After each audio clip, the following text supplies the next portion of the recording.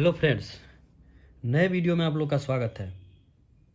तो ये वीडियो है दर्पण सूत्र की उत्तल दर्पण की। पिछले वीडियो मैंने अवतल दर्पण के बारे में समझाया था और सिद्ध करके अच्छी तरह से समझाया था और बताया भी था। और ये है उत्तल दर्पण की। तो इसमें भी बस वही है, सिद्ध करना वही होता है कि 1/f बराबर 1/v प्लस 1/u। बस में तरीका थोड़ा क्या है, चेंज है। क्योंकि अब अवतल दर्पण होती है जो बीच से क्या होती है, पतली होती है, दोनों साइड जो उसकी क्या होती है, कोर जो होती है वो मोटी होती है।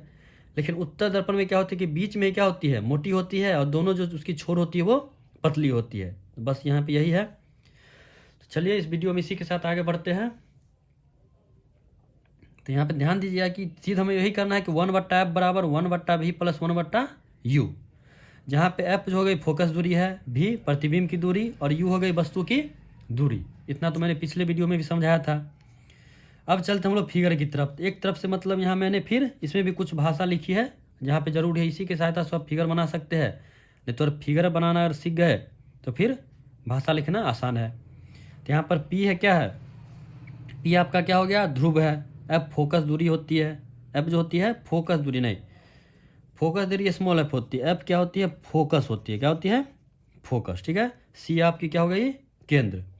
ए बी हो गई वस्तु, और ए डैश बी डैश क्या हो गई, प्रतिबिंब हो गई। तो यहाँ पे एक चीज ध्यान दीजिए कि उत्तल दर्पण में होता क्या है। मान लीजिए एक उत्तल दर्पण है, ठीक है, इसको भी मान लेते हैं एल एल डैश। ठीक है, एक उत्तल दर्पण है कोई, जिसमें हम क्या एल और एल डैश मान लिए। तो इसमें देखिए माना कि चित्र में एक उत्तल दर्पण दिखाया गया। देखिए एल और एल डैश क्या है, एक उत्तल दर्पण है। अच्छे से ध्यान से देखिए, आसानी से समझ में आएगा। ठीक है, जिसके मुख्य अक्ष पर ए बी एक वस्तु है। इसका मुख्य अक्ष क्या होगा, इस यहाँ पे आप ध्यान दीजिएगा। इसका मुख्य अक्ष आपका अक्ष हो जाएगा ये यहाँ से लेके यहाँ तक, सी सेंटर तक। एक सीधा आपको यहाँ से यहाँ तक एक मुख्य अक्ष खींचना है। ठीक है, जिस पे एक वस्तु क्या रखी गई है, ए बी रखी गई है ना। जैसे देखिए मान लीजिए मैंने ये खींचा, ठीक है, हो गया उत्तल दर्पण। ये देखिए हो गया ना। इसका जो है, इसके क्या रखा हुआ है यहाँ पे, एक ए बी वस्तु रखी गई। तो इसको हम लोग क्या बोलते हैं, मैंने बताया था पिछली कक्षा में, ध्रुव बोलते हैं। फिर मैंने बोला था एक फोकस आपको लेना है,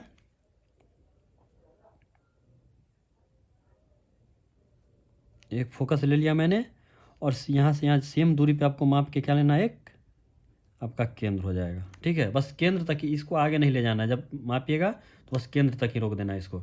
ठीक है, अब क्या होती है कि ए बी से जो है कोई किरण निकलकर दर्पण के किसी बिंदु डी पे टकराती है। किस पे, या डी पे अपवर्तित होकर, डी से परावर्तित होकर वो मान लीजिए यहाँ पी की तरफ मुड़ जाती है। किधर मुड़ जाती है, पी की तरफ गुजरती है। ठीक है ना, ये वस्तु से किरण निकलकर बिंदु दर्पण के बिंदु डी पर परावर्तित होकर पी की तरफ गुजरती है। अब यहाँ पे ध्यान दीजिएगा कि इस ये जो किधर प्रतीत आपको दिखाई देती है, तो फोकस की तरफ आती हुई प्रतीत होगी। ठीक है ना। मान लीजिए एक आईना है, तो आईना में जब आईना के सामने आप खड़े होते हैं, दर्पण के सामने खड़े होते हैं, तो जितना आप दर्पण के पीछे जाएंगे, आप दर्पण के अंदर भी उतना ही पीछे जाते प्रतीत होता है। तो इसी तरह मतलब जो बाहर जिस रिफ्लेक्शन हो रहा है किधर, बाहर की तरफ, लेकिन अंदर की तरफ होते हुए प्रतीत होता है। तो वही मैंने यहाँ पे किया है। देखिए डी से टकरा कर एम की तरफ जा रहा है, और वही जो फोकस पे आते हुए प्रतीत हो रहा है। ठीक है ना। अब दूसरा क्या है, जहाँ वस्तु ए बी से एक किरण निकलकर दर्पण के बिंदु डी से, है ना, मैंने बताया ना अभी जस्ट, बिंदु डी से अपवर्तन होकर बिंदु एम की तरफ परावर्तन होती है। देखिए बिंदु डी से अपवर्तन होकर बिंदु एम की तरफ परावर्तन होती है, और यह किरण एफ से गुजरती हुई प्रतीत हुई। ध्यान दीजिएगा, मतलब टकराई तो यहाँ पे दर्पण पे, लेकिन इसकी जो मतलब पीछे है ना, ये किससे गुजरती हुई प्रतीत होती है, तो फोकस से, है ना। तो फोकस से की इसको लेना है। ठीक है, अब एक किरण दर्पण के सतह से अपवर्तन होकर वापस वस्तु की तरफ परावर्तन होती है। देखिए ऐसे है, इसके सतह पर क्या है, अपवर्तन होकर सतह पे पड़ते हैं, फिर वापस उसी दिशा में परावर्तन हो जाती है, परावर्तित हो जाती है, जो सी से गुजरती हुई प्रतीत हुई है, होती है। दूसरी क्या है, सी से गुजरती हुई प्रतीत होती है। देखिए ना कहाँ तक है, सी तक है। तो बस पहली किरण जो है वो फोकस पे है, और दूसरी किरण कहाँ जा रही है, तो केंद्र पे। तो मैंने अवतल दर्पण में भी यही बताया था कि पहली किरण जो अपवर्तन होकर उसका परावर्तन जब वो होती है, परिवर्तित करती है, तो किससे गुजरती है, पहले फोकस से ही गुजरती है, फिर केंद्र से। तो ये आपका कौन सा दर्पण हो गया, उत्तल दर्पण। ठीक है, जहां पर दोनों किरणें प्रतिच्छेद करती है, इसमें भी सेम है कि जहां पे दोनों किरण एक दूसरे को काटेगी। देखिए ये हो गई दूसरी किरण, ये पहली किरण जो आ रही है, तो कहाँ पे, यहाँ पे काट रही है, तो यहीं पे इसका क्या हो जाएगा, प्रतिबिंब बनेगा। ठीक है ना, जो ए बी वस्तु रखी हुई है उसकी प्रतिबिंब कहाँ बनेगी, यही जहाँ पे ये काटेगा वहीं पे इसकी प्रतिबिंब बनेगी। तो ये फिगर आप लोग समझ गए होंगे। एक और मैं पढ़ लेता हूँ कि माना कि चित्र में एक उत्तल दर्पण दिखाया गया है जिसके मुख्य अक्ष पर ए बी एक वस्तु है। क्या है, ए बी क्या है, एक वस्तु रखी गई है। जहाँ वस्तु ए बी से एक किरण निकलकर दर्पण के बिंदु डी से अपवर्तन होकर बिंदु एम की तरफ परावर्तन होती है ना, समांतर में जा रहे, देख लीजिए ध्यान दीजिए, दोनों क्या एक समांतर में जा रही है। तो ये है क्या, डी से अपवर्तन होकर फिर वापस एक किरण अपवर्तन होकर बिंदु डी से परावर्तन होकर बिंदु एम की तरफ परावर्तन होती है, और यह किरण एफ से गुजरती हुई प्रतीत हुई। देखिए है ना, दर्पण के अंदर जो किससे गुजरती हुई प्रतीत होती है, तो एफ से, फोकस से। ठीक है, अब एक किरण दर्पण के सतह से अपवर्तन होकर वापस वस्तु की तरफ परावर्तन होती है। ठीक है ना, देखिए है ना, दर्पण के सतह पर टकरा के फिर उसी दिशा में परावर्तन हो जाएगी। हाँ, जो उसका प्रतिबिंब तो जो उसका जो बनेगा वो क्या प्रतीत हुए, कहाँ तक, तो फोकस पे, मतलब सेंटर पे जाते हुए प्रतीत हुए, कहाँ पे, केंद्र पे जाते हुए प्रतीत होती है। और जहाँ पर दोनों किरणें प्रतिच्छेद कर एक दूसरे को काटेगी वहाँ पे आपका क्या बनेगा, प्रतिबिंब बनेगा। ठीक है, जो भी वस्तु रखिएगा, ठीक है, उसका प्रतिबिंब, मान लीजिए यहाँ पेन रखा गया तो पेन का प्रतिबिंब यहाँ पे बनेगा, कोई भी वस्तु रखिएगा तो उसका प्रतिबिंब यहाँ पे बनेगा। ठीक है, अब चलते हैं क्वेश्चन में आगे बढ़ते हैं। अब यहाँ पे ध्यान दीजिएगा कि त्रिभुज ए बी सी, ठीक है ना, त्रिभुज ए बी सी और त्रिभुज ए डैश बी डैश सी, ये और ये दोनों क्या है, एक दूसरे के समरूप हो जाएंगे। ध्यान दीजिए, देखिएगा ध्यान से, ए बी सी और ए डैश बी डैश सी एक दूसरे के क्या होंगे, समरूप हो जाएंगे ये। ठीक है, तो लिख लेते हैं कि त्रिभुज ए बी सी और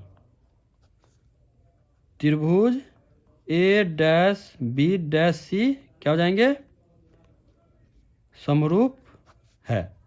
क्या है कि त्रिभुज ए बी सी, त्रिभुज ए बी सी क्या है, त्रिभुज ए बी सी और त्रिभुज ए डैश बी डैश सी क्या है, समरूप है। जहां आप कर सकते हैं, फिर वही याद होगा, पिछली कक्षा में मैंने बताया था, लंब बट्टा लंब बराबर आधार बट्टा आधार, सेम कॉन्सेप्ट है। चलिए, तो लंब बट्टा लंब, तो इसका लंब देख लीजिए, ए बी सी का लंब क्या है, ए बी है, तो ए बी बट्टा, और छोटे वाले का लंब देखिए ए डैश बी डैश, है ना, लंब है ना, तो ए डैश बी डैश बराबर आधार बट्टा आधार। तो फर्स्ट वाले का आधार क्या है, बी सी, बड़े वाले का देखिए पहले बी सी, तो बी सी, और छोटे वाले का है देखिए बी डैश सी, है ना, ए डैश बी डैश सी में क्या होगा, बी डैश सी, तो बी डैश सी। इसको हमें क्या मान लेना है, समीकरण 1 मान लेना है। ठीक है, समीकरण पहला ये हो गया, फर्स्ट हो गया। अब आगे चलते हैं। अब ध्यान दीजिएगा, यहाँ पे ध्यान दीजिएगा, ये देखिए डी पी, ये थोड़ा कुछ ज़्यादा ही कर्व हो गया, इतना नहीं होना चाहिए। ठीक है, इधर देखो डी पी एफ, एक त्रिभुज ये हो गया डी पी एफ, क्या है, इसको और सीधा हम इसको करते हैं, यहाँ पे मिलाते हैं, तो डी पी एफ किसके समरूप हो जाएंगे, तो ए डैश बी डैश एफ के। ठीक है ना, ध्यान दीजिए, डी पी एफ और ए डैश बी डैश एफ दोनों एक दूसरे के क्या है, समरूप हो जाएंगे। तो इसमें हम क्या लिख सकते हैं, डी पी बट्टा ए डैश बी डैश। तो पहले लिख लेते हैं कि त्रिभुज डी पी एफ, क्या लिखे, त्रिभुज डी पी एफ और त्रिभुज ए डैश बी डैश एफ, ए डैश बी डैश एफ क्या हो जाएंगे, ये भी समरूप है। क्या हो जाएंगे, समरूप है। क्या है, समरूप है। हो गए। अब फिर वही कर दीजिए, क्या हो जाएगा इसमें भी, सॉरी, लंब बट्टा लंब, क्या है, लंब बट्टा लंब बराबर आधार बट्टा आधार। क्या हो जाएगा, लंब बट्टा लंब हो जाता है और आधार बट्टा आधार। दर्पण सूत्र में और ना ही लेंस सूत्र में कहीं पे भी कर्ण का कोई यूज है ना, बस आपको लंब और आधार का यूज है। ठीक है, इसमें लंब बट्टा लंब कर देगा, इसमें आधार बट्टा आधार। तो इसका लंब देख लीजिए, इसका लंब कितना है, डी पी है ना, डी पी बट्टा ए डैश बी डैश। तो डी पी बट्टा ए डैश बी डैश बराबर आधार कितना है, देखिए पी एफ, पी एफ बट्टा B dash F, B dash F. समझ गए, इसमें हम समरूप किया डी पी एफ को किससे समरूप, ए डैश बी डैश एफ।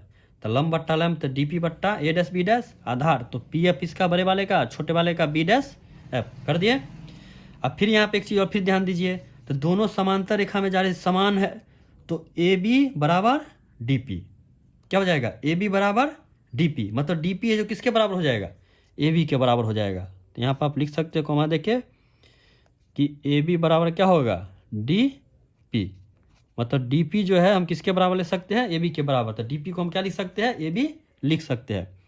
तो डी पी हो जाएगा ए बी बट्टा ए डैश बी डैश बराबर पी एफ बट्टा बी डैश एफ। यहाँ तक समझ गए, तो इसको आप मान लीजिएगा समीकरण 2।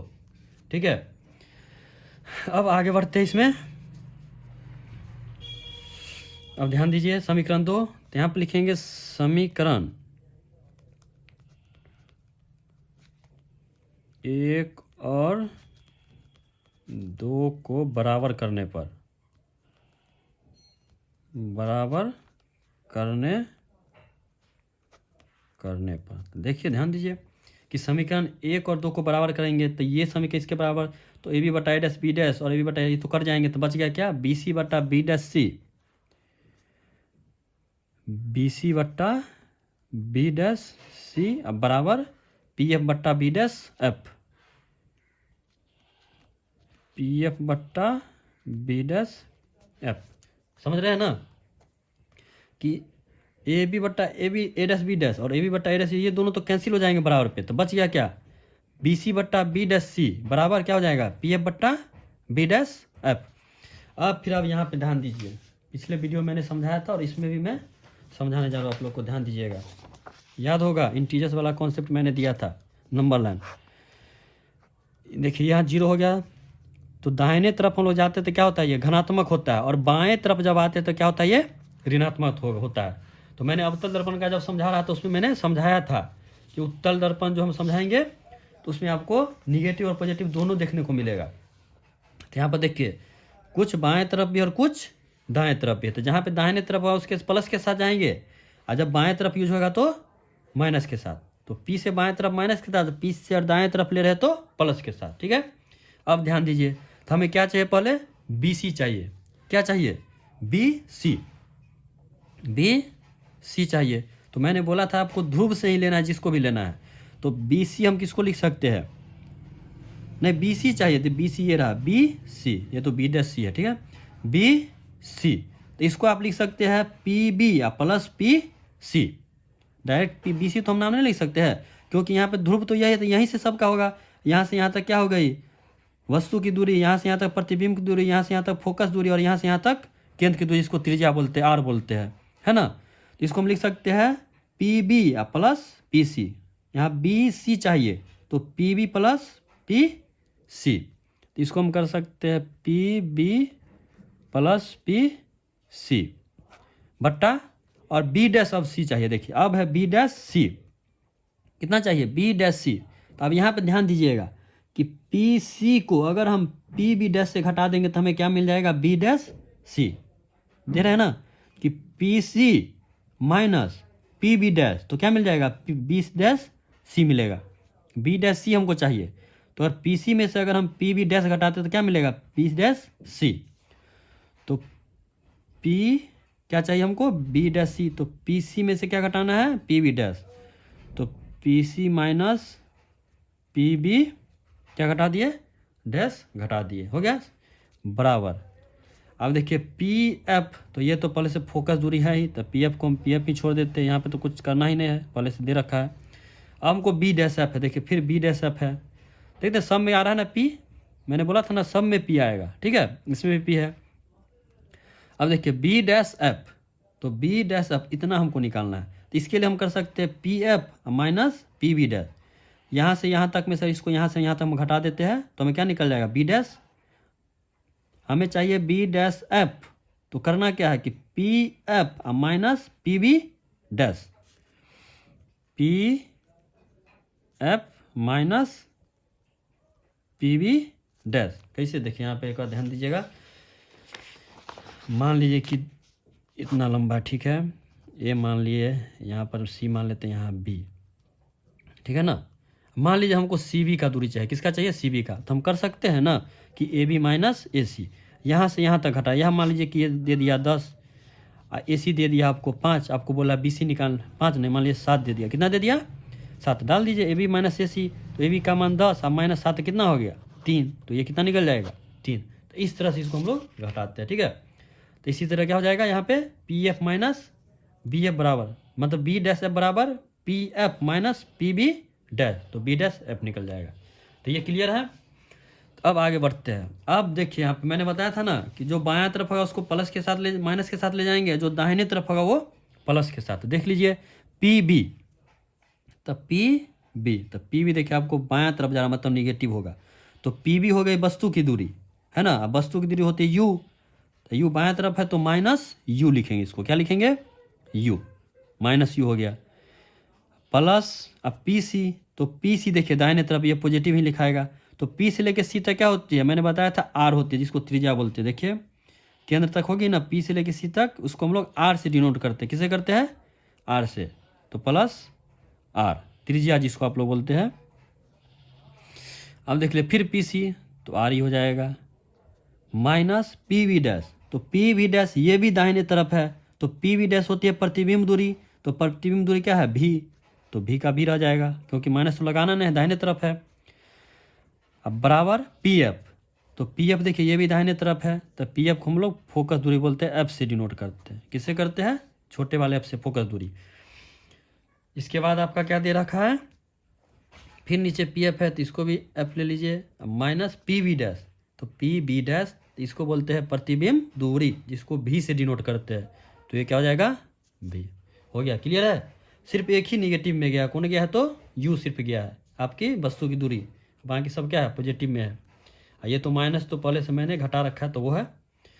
चलिए आगे देखते हैं। तो फिर अब वही करना है आप लोग को, क्रॉस मल्टीप्लिकेशन, ऊपर वाले को ये दाहिने वाले के नीचे से और नीचे वाले को दाहिने वाले के ऊपर से। तो इसको लिख सकते हैं माइनस यू प्लस आर, फिर इसको लाइए इधर एफ माइनस भी, अब बराबर एफ गुने आर माइनस क्या हो गया, इसको इससे गुना कर दिए, इसको इससे मल्टीप्लाई कर दिए। अब इसको चलिए तोड़ते हैं, माइनस यू को पहले एफ से गुना करेंगे तो minus U F, minus U F, फिर माइनस यू को भी से कीजिए, माइनस भी से, तो माइनस माइनस प्लस, माइनस को माइनस से गुना करेंगे तो प्लस, यू भी हो गया। फिर अब आर को कीजिए, यू का खत्म, यू को एफ से भी कर दिए, यू को भी से भी कर दिए, अब आर को एफ से करेंगे, फिर आर को भी से करेंगे, तो आर एफ, तो प्लस आर एफ, अब प्लस माइनस माइनस भी आर बराबर, एफ को आर से करेंगे तो आर एफ, अब प्लस माइनस माइनस भी एफ, तो बस वही आर एफ देखिए इसमें पॉजिटिव आ गया तो दोनों कट गया। अब बचेगा आपको minus U F plus you भी माइनस भी आर बराबर माइनस भी एफ। चलिए तो minus U F plus you भी माइनस भी, देखिए फिर आर आ गया।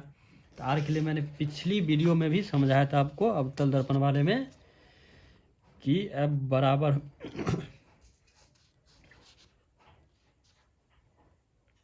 क्या होता है, बराबर आर बट्टा 2, क्या होती है बराबर आर बट्टा 2, तो आर बराबर क्या हो जाती है 2 एफ, क्या हो जाती है आर की जगह क्या लेते हैं हम लोग 2 एफ का यूज करेंगे, यहाँ पे क्या करेंगे आर की जगह 2 एफ।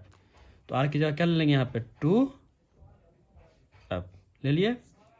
अब बराबर minus V F.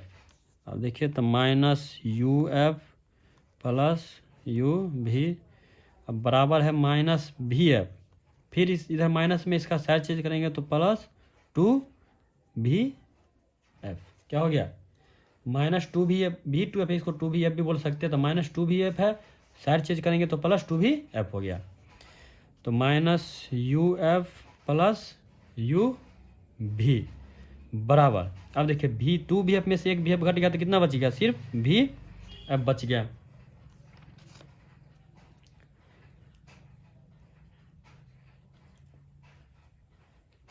To V F में से एक वी एफ कितना बच गया, वी एफ बच गया। अब यहाँ पे देख लीजिए दोनों तरफ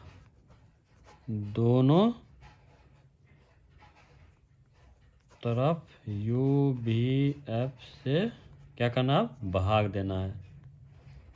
भाग देने पर क्या है, दोनों तरफ किससे भाग देना है, यू वी एफ से आपको भाग दे देना है।